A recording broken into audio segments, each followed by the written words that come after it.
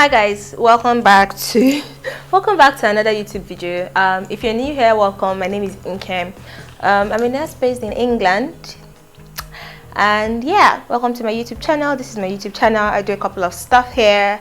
I do nursing, fashion, beauty, lifestyle. I like to have fun, so you're pretty much going to see that on this channel. Okay, so today's video is going to be, I don't know why I'm laughing so much. Let me tell you guys, this is the third time I'm shooting this particular video, and for some reason I don't know what keeps happening. It doesn't come out right. Okay, I'm hoping the third time is a charm. Crossing my fingers. I'm literally crossing my fingers as I record this so that this will turn out fine, because if I have to record this another time, for the life of me I'm going to have a heart attack. So okay, so today's video is sort of like a continuation of the last one I did. As you guys know, I'm sitting right next to a window, and there's a road right next to that, and it's a Monday morning and everyone is busy. So let's ignore any other noise aside from the sound of this beautiful voice that you are hearing right now. Okay, so today's video is like a continuation, or like a subsection of the last one I did, and today's video is going to be about how to get a job as a nurse in England. Okay, we all know that getting a job it's difficult now. There are a lot of restrictions, a bit tighter than usual, but I'm here to share with you the tricks and the tips on what you should do differently to stand out and to have a better chance at getting a job. Okay, without wasting any more time, let's get into it.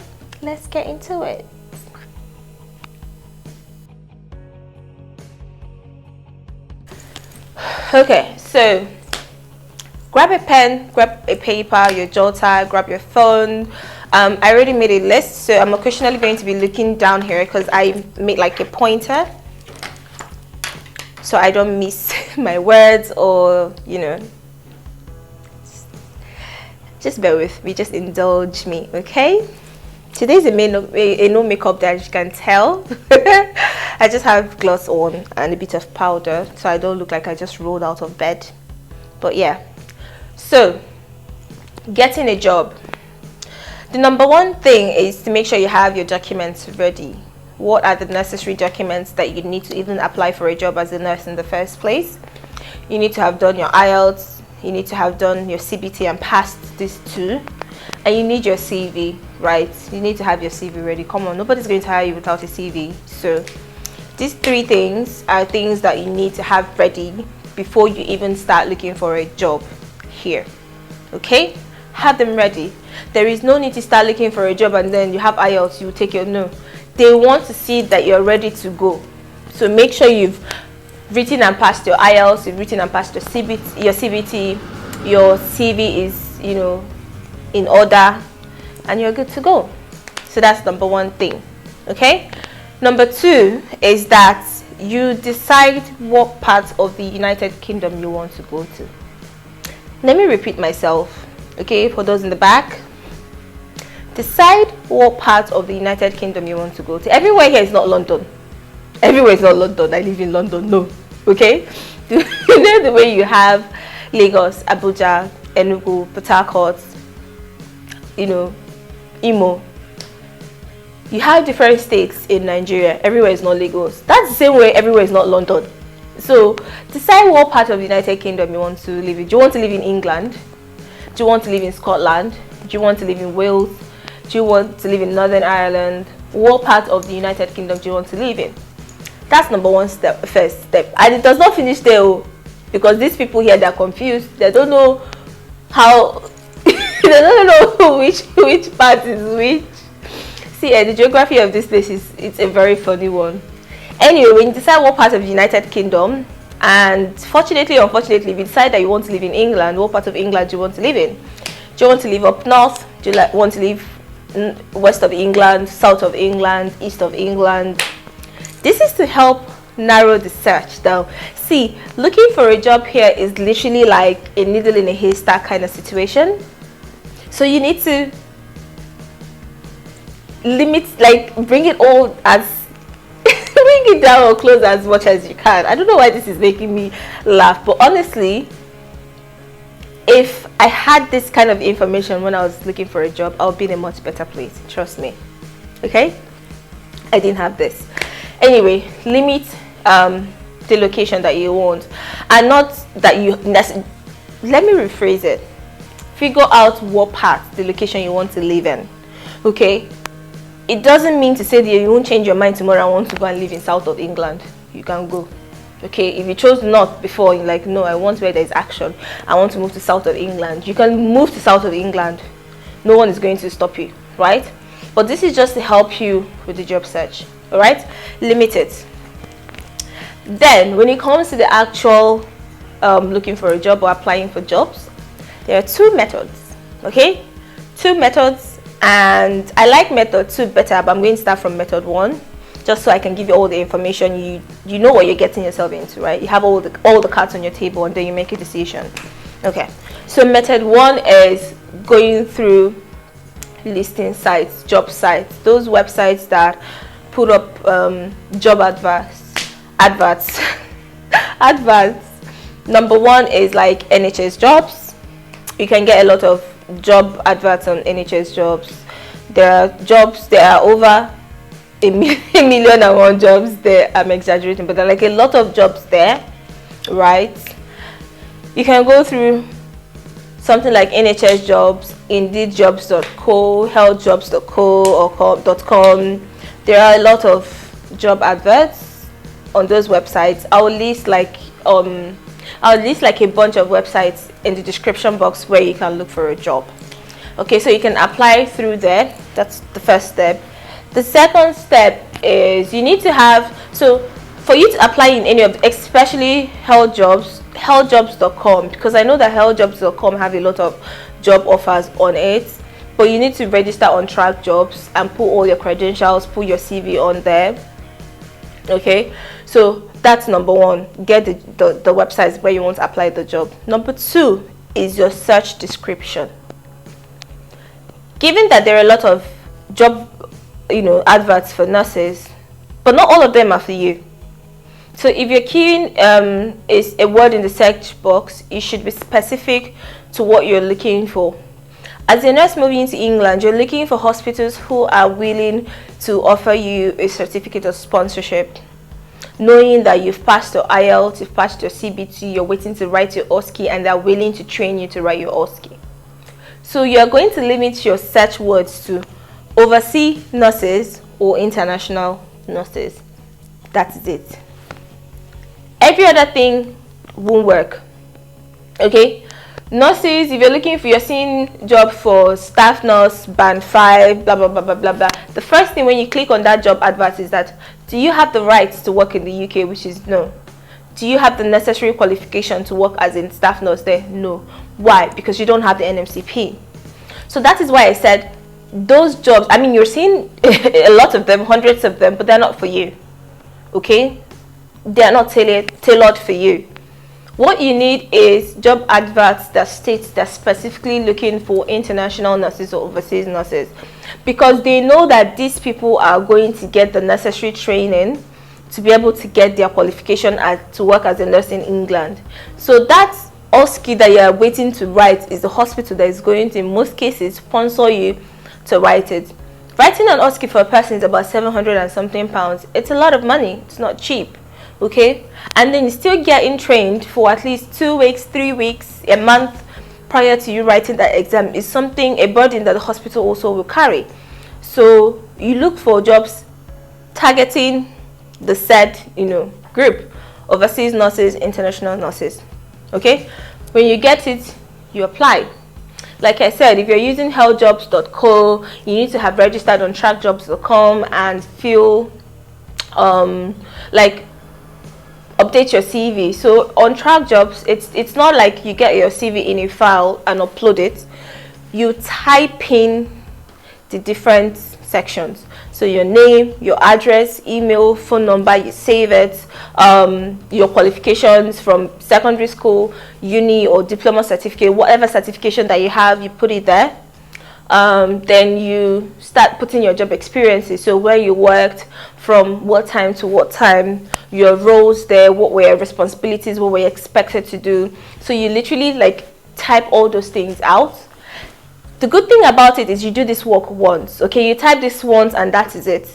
When next you're applying for another job, they give you the option to pull your details from the previous job description and transfer it onto the next one. The only things you have to change is probably like a supporting statement. You need to know how to write a good supporting statement. It's basically like the part where you sell yourself. It's like saying, hi, I'm Nkem, I'm a wonderful nurse, I have so and so qualifications, I'm computer savvy, you know, I'm a people person, I'm a very punctual person, I can work with multidisciplinary team. This is where you sell yourself. That supporting statement. So you need to go and learn how to write that. It's very important that you learn how to write that. Okay, so you just apply to as much as you can. See, if you can send in 10 applications every day, I will encourage you to send nothing less than 10 applications every day. Okay, until you get an interview, until somebody looks your way and tells you, oh, I'm interested, let's schedule an interview. Keep applying. Okay, and even when you get an interview, don't stop applying. Keep applying until you've seen an offer that you like, that you've collected a certificate of sponsorship, because that's what you need. You can get interview and things will still dry. I got my interview, I passed my interview, I got a job offer, but getting my certificate of sponsorship took at least an extra month. So nothing is guaranteed here. And I'm not saying get certificate of sponsorship from multiple people. No. From the last video, I told you guys, once you get one certificate of sponsorship, once you've seen a contract that resonates with what you want, you accept the certificate of sponsorship, move on. Don't accept from anyone else. Okay, they spend a lot of money getting those things. You don't need to waste it. All right, so this is method 1. Let's go to my favorite, that is method 2. This hair is given, it's given Beyonce moment, Beyonce vibes. Oh my god. So let's get to method 2. Method 2 is my personal favorite. Okay, method 2 is my personal favorite. It has a little bit of more, like a little more work to do, but I guarantee you it will pay off in the long run. Okay, so you remember when I said you decide what part of England you want to move to, or what part of Scotland or Wales, what part of the United Kingdom you want to move to. You further research and you further research and reduce it. I was looking for another word, that's why I'm laughing. I was looking for another word, but skip my mind. So decide what part of England you want to live in, and then you go down to further research and bring it down to what part of, you know, United Kingdom or one part of England or Wales or Scotland that you want to live in. That's 2. The next step would be to find the NHS areas or NHS hospitals in those areas rather. Find the NHS hospitals in those areas to apply to. Okay, like I said, it's a lot of work in the beginning, but it pays off. Excuse me, it pays off in the long run, right? What you do is look at the hospitals and go through their websites. As you go through their websites, you're looking at the career section. In fact, I'm actually going to do like a short, like put a short video or pictures to show you how you can navigate the website. So you go to the website, look for working with us, careers available, nursing careers. At the end of most of those emails, those infos on the website, you will find a recruitment email somewhere there. Copy the recruitment email. I just copy it and save it on a notes folder on your phone, right? That's number 1 step of what you need to do. Okay, another way of getting recruitment emails is when you go to those job sites, just click on nursing jobs. You don't need to narrow down your search this time. Click on or key in nursing jobs or nursing jobs band 5 search. It brings up a bunch of job adverts or job offers. Click on each one, scroll all the way down, and you'll find the part that says, for any more inquiries, call or email so and so person. Copy that email. That's the person you're looking for. That's the recruitment person that you need to be talking to. So copy the email and save it. The second thing you need to do is draft an email. Okay, draft an email. Okay, it's very important that you put your heart and soul in that email. That email is what is going to sell you, right? And I remember this because at the point where when I was looking for a job, that I kept getting a lot of rejection, I spoke to my friend that lived in the US. Her name is Tobe. Hi, Tobe. And Tobe was actually the one that helped me draft this email. I'm actually going to leave a copy of the email somewhere here. So she drafted this email for me. I edited it, sent it back to her. She approved it, and I attached my IELTS certificate, my CBT results, screenshot of my CBT results to show that I've passed, and my CV. These are the 3 things I attached to that email, and I sent them off. So all those emails that you've been getting of the recruitment officers or people under recruitment, this is when you start sending the emails to them. Send as much as you can. If you can send up to 10 in a day, keep sending. All right, this email is targeted specifically at the hospital. So even if that person is not the one in charge of international recruitment, they are going to send off your email to the team that is responsible for international recruitment. And not just that, even at the point when they are not recruiting, let's say you send an email to hospital A, they are not currently recruiting at this time, but then in the next 1 month they start recruiting and they're looking for international nurses. They are going to remember that they got an email. They're going to pull out your folder first because you sent them an email a month ago, and they will start from there. Do you understand? This makes your chance a lot better in every way, right? You're sending them, because the truth is there are 101 people applying to these hospitals on a daily basis. Do you understand? So you need a direct approach. It's just like going to a bank and you have to go from the entrance and queue, maybe now in the time of coronavirus, to get your temperature checked, sanitize your hand, and you enter the bank. Sending this email directly to the recruiters means you're literally going to knock on the door at the back door and entering from there. That's the easiest way I can explain it to you. Okay, send this email, send as much emails as you can, 10, 15, 20 a day. And let me say this, okay, prepare your mind to get no's. Okay, I got so many unfortunately I got so many rejection emails that I was near damn depressed for a while. Do you understand? And it was because I spoke to Toba about this thing that she actually advised me to, why not send emails to people directly? Because there's no email. And before I even understood that I need to search international nurses, overseas nurses in the search box, I was applying to everywhere. Any nurse job I say, I apply. Do you have rights to work in the UK? No. Do you have qualification? No. You can't even go further from there. They tell you, unfortunately, you're not qualified for this job offer. Period. And you're keeping moving. Do you understand? So you need to, send emails directly, that even if they don't have, because there are hospitals who don't have a job advert up yet, but they are looking for nurses to employ.